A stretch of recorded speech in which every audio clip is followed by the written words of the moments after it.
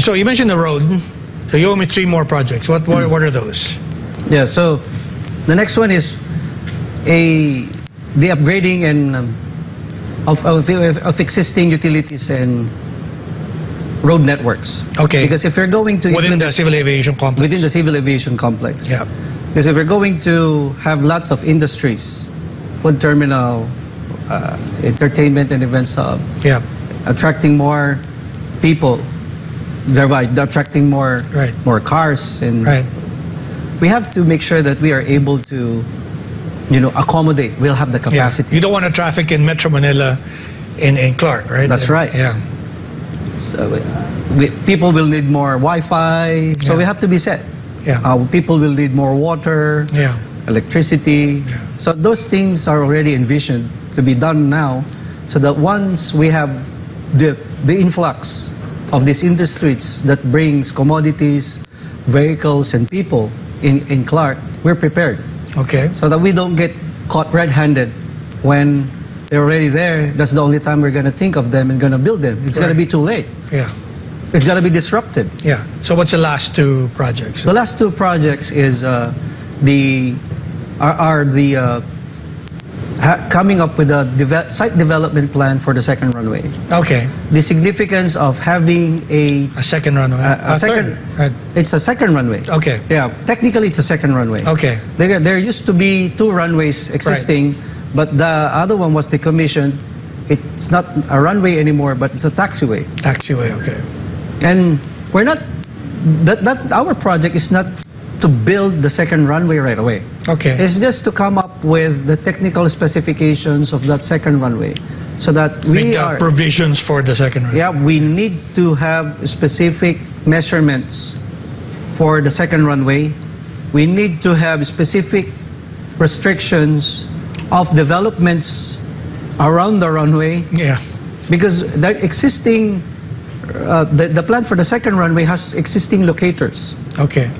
And we don't know what kind of developments that can happen if they're affected really 100% or just partially if we don't have the technical plans. You don't want to tear down buildings later on when you're ready to build it. Yeah. And then only to find out that they're safe from, safe from tearing down because the alignment is not there. Right. There's the Air Force already using that area also. Is that, what's the... Are they going to remain there? Are they going to move? Or what's the discussion there now? Well, the government, I think, is planning to focus the operations of the Air Force at the Basa Air Base. Oh, okay. It's just a nearby military air base beside Clark. Okay.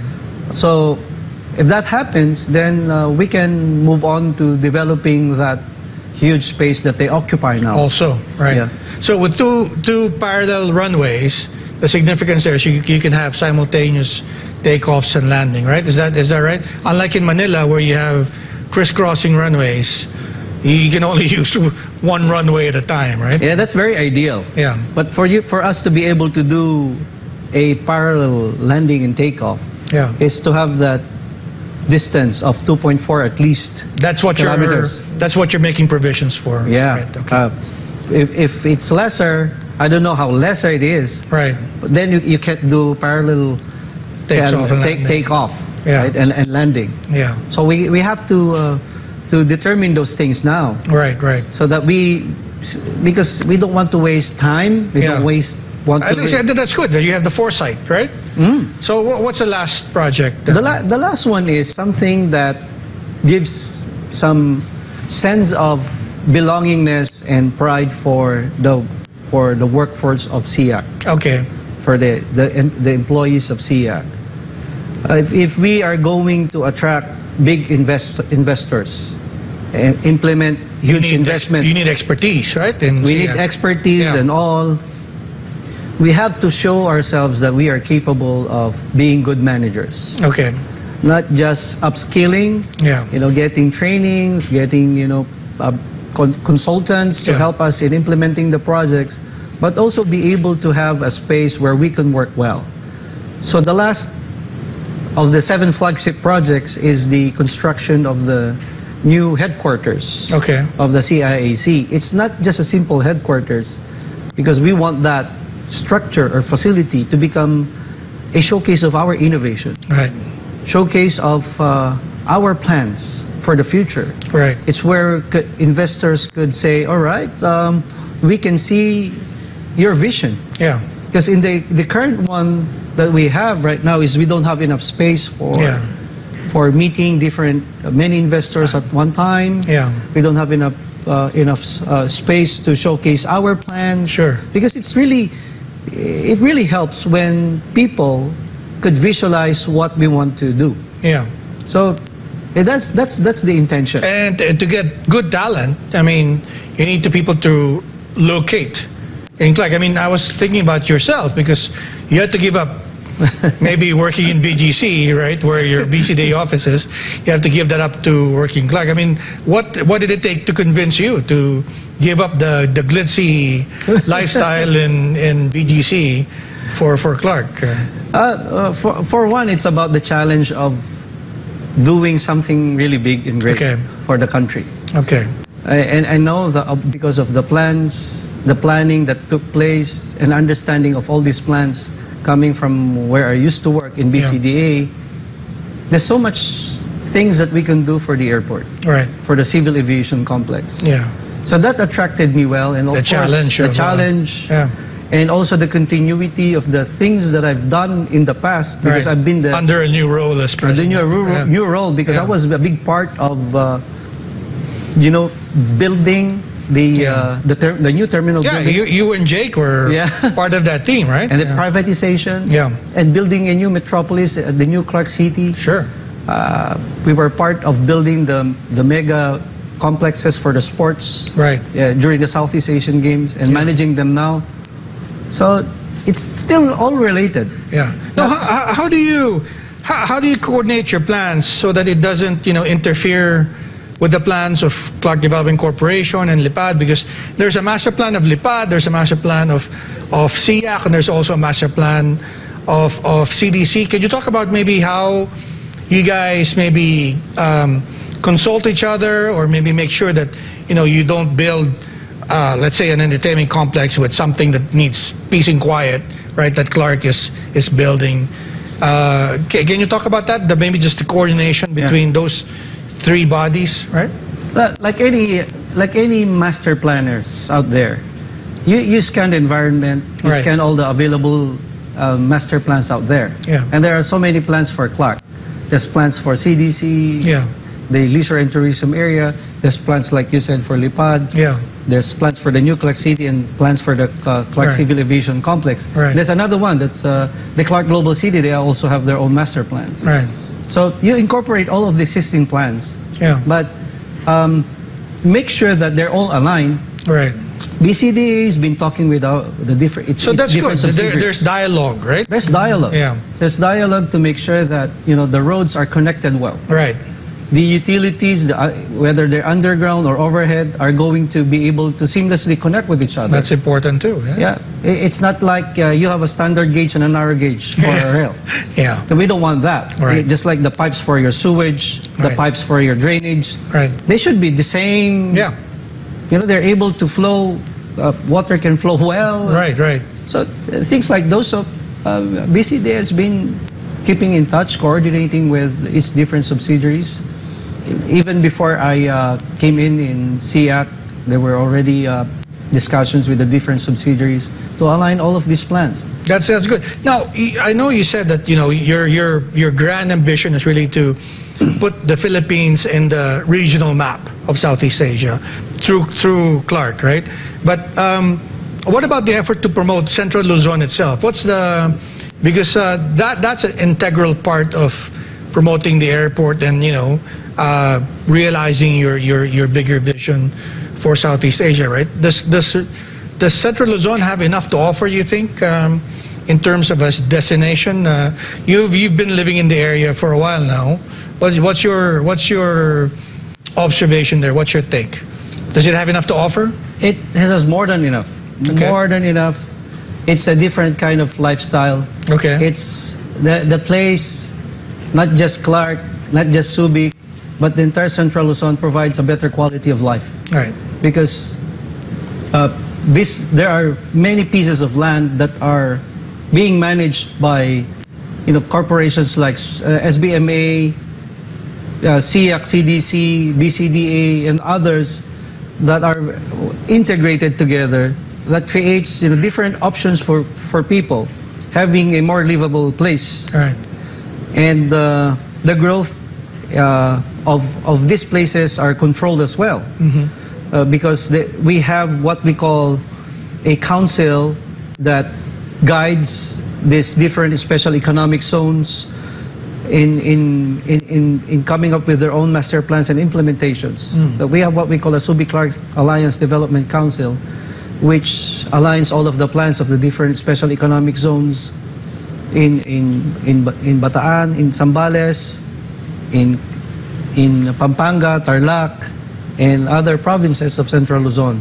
So we have those, and we have a regional development council spearheaded, which is a unit of the it's another layer of planning, right? A higher level of planning. So we're happy to work with them. There's a lot of many offerings. Central Luzon is very gifted. In Pampanga alone, it's a smorgasbord of very delicious delicacies. The culinary capital of the Philippines. You have Subic. You've got all the amenities of Clark, but they have an ocean. They have the sea. They have the port. Where you can enjoy a lot of water activities. I know you've worked in the sports complex and, as you said, the airport and other projects, but as a relatively new transplant to Clark, was there anything that surprised you in a good way or in a bad way? I mean, what's it like for you, basically a city guy, right? Now living full-time, working full-time in Clark. Was there anything that surprised you? The warmth of the people really encouraged me to stay. Okay. And the many attractions in Central Luzon. I'm a very active guy. Okay. I run. I do running. I do cycling. And you can do that safely in Clark, right? Yeah, very safe. Very safe. Yeah. So it's not like it's my first time to be in Pampanga when I just got in CIAC. Yeah, because you had many projects. You were involved in many projects. At the very beginning, in 2018, when we were building the sports complex at the New Clark City, I had to move there because I was part of the project management team. You had to be on site. Okay. Yes. And also, at the time, the new terminal building in Clark is being built. So I was also somehow be involved in making sure that they are built up to specs. Right. So it was more of like I was pushed to go there. But then I learned to love the place. There's so many things that I can do with my family. It's like lengthening my lifespan. My lifespan. You're not inhaling the smog in Manila, huh? And I've never really understood the concept of traffic. How long does it take to go to work in Clark for you now? It just takes, it's about 10 kilometers from where I live to where I work to the office. It just takes me 10 to 15 minutes. Fantastic. I wish we could say that in Metro Manila, right? For them, in Pampanga, for people to be stuck in a place for about 2 minutes is already traffic. But in Manila, I guess, for 20 minutes, that's normal. That's normal. Right? So then when I embraced that and I've got used to that kind of quality of life, whenever I come to Manila, it's like I dread going back to Manila and staying.